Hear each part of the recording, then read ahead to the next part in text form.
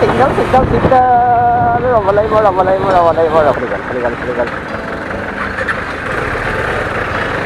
এই হৈছে eco park gate number 2 বৰ্তমান বন্ধ আছে আপোনাৰ কৰোণাৰ কাৰণে মজা চানলাইট একদম মজা লাগিছে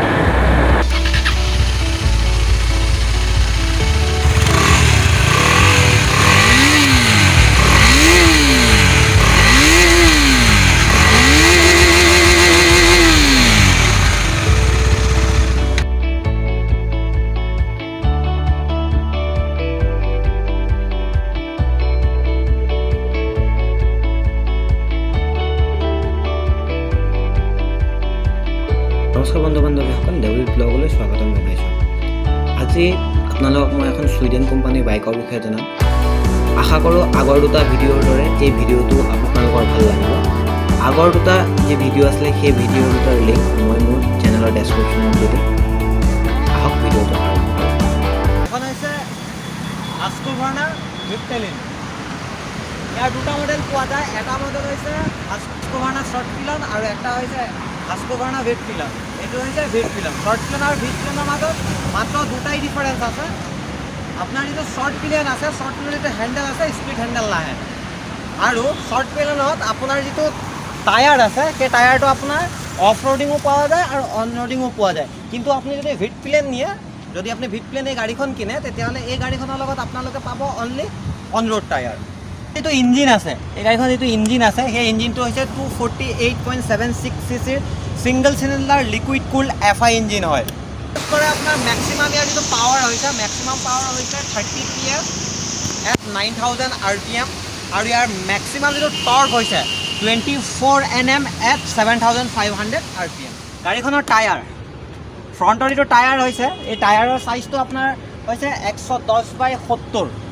আৰু আপোনাৰ যেটো টায়াৰ আহিব এই টায়াৰটো আপোনাৰ MRF ৰ আহিব সন্মুখৰটো সাসপেনশন আহে সাসপেনশনটো হৈছে USA suspension upside down suspension আহিব হেডলাইট ইয়াৰ যেটো আপোনাৰ হেডলাইট হয় বহুত ধুনীয়া হেডলাইট হয় হেডলাইটটো হৈছে DRL LED হেডল্যাম্প তাৰপিছত আমি মিটাৰ কনসোল ইয়াৰ যেটো আপুনি মিটাৰ কনসোল আপুনি দেখিব পাইছে মিটাৰ কনসোলটো বহুতেই সুন্দৰ মিটাৰ পাব ওডোমিটাৰ পাব সাইড ষ্টেণ্ড ইণ্ডিকেটৰ পাব গিয়াৰ ইণ্ডিকেটৰ পাব ফিউল ইণ্ডিকেটৰ পাব আৰু সকলোখিনি ইনস্ট্ৰুমেন্ট ইয়াৰ হৈছে সকলোখিনি ইনস্ট্ৰুমেন্ট হৈছে ডিজিটেল ইনস্ট্ৰুমেন্ট ABS পাব যেটো ABS হৈছে আপোনাৰ সুইচেবল ABS হয় ABS আছে ABS ৰ মোডটো আপুনি চেঞ্জ কৰিব পাৰে ABS ৰ মোড আপুনি সিঙ্গল চেনেলও কৰি ল'ব পাৰে বা ডুৱেল চেনেলও আপোনালোকে কৰি ল'ব পাৰে হেণ্ডেল হৈছে সম্পূৰ্ণ split handle engine kill switch self headlight up and down switch pass switch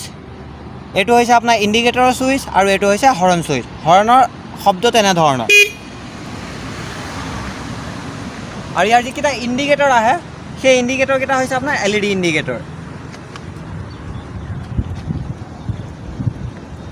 আৰু এই যিখন Husqvarna Vitpilen হয় এই Vitpilenৰ সম্পূৰ্ণ BS6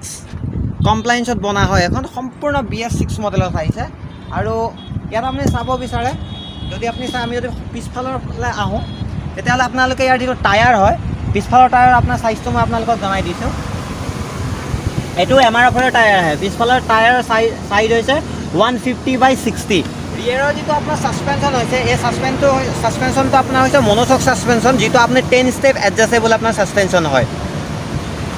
6 স্পীড ম্যানুয়াল আপুনি গিয়াৰ ট্ৰান্সমিশন পাব আপোনাৰ ফ্ৰণ্টতো আপোনালোকে ডিস্ক ব্ৰেক পাব আৰু